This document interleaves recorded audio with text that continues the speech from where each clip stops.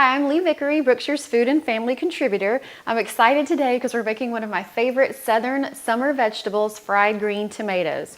A green tomato is just a regular tomato that's not as ripe, obviously. Today we're going to slice them up, batter them in a little cornmeal flour mixture, fry them in a skillet, and it'll be a perfect addition to a vegetable plate this summer. So come on back and join us as we make our fried green tomatoes.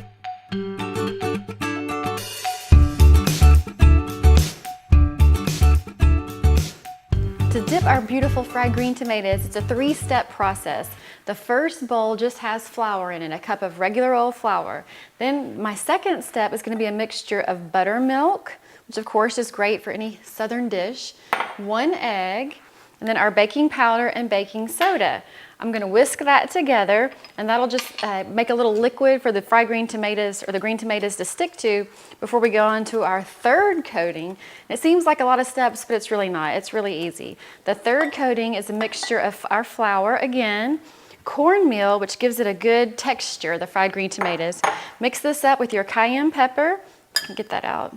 Cayenne and salt and pepper to taste. I'll mix this up with my fork really well, and then we'll begin our process of flour, buttermilk, and then the cornmeal mixture. Put them on our tray and then go to the stove to fry them up in a skillet. These are really easy to do. I was saying earlier, it's a good idea to get your kids involved at this point. The oven's not on yet, the stove's not on.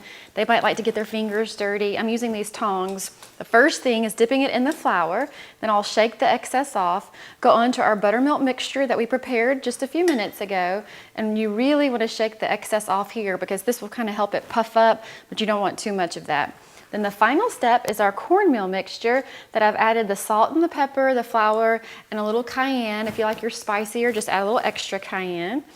Dip it in here, turn it over to coat, shake off the excess, and put it on your tray to move over to the stove before we fry it. We're ready to cook our fried green tomatoes. I've heated up about 1/3 inch of oil, vegetable oil or canola oil, either one is fine, to about 350 degrees in a big skillet. Now, this is not a place for young kids to be cooking right now because the oil may splatter a little bit and you don't want it to pop out on their arms and scare them or burn them or anything like that.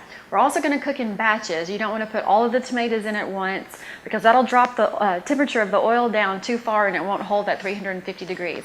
So we're just going to do a few at a time, about two and a half minutes per side.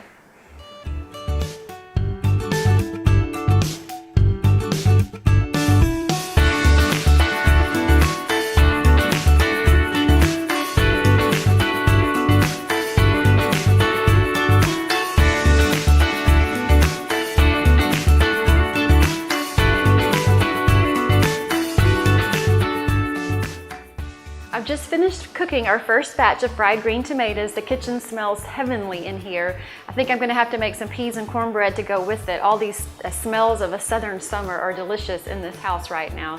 This doesn't take long at all to make. Like I said, it'd be great for an appetizer. You could even use a dipping sauce if you wanted to, or alongside your other vegetables and cornbread for a great southern supper. You can find this recipe in the August Celebrate Cooking, which is available for free in all of our Brookshire stores, or you can go online to brookshires.com for this recipe, the video, and many other great southern summer recipes.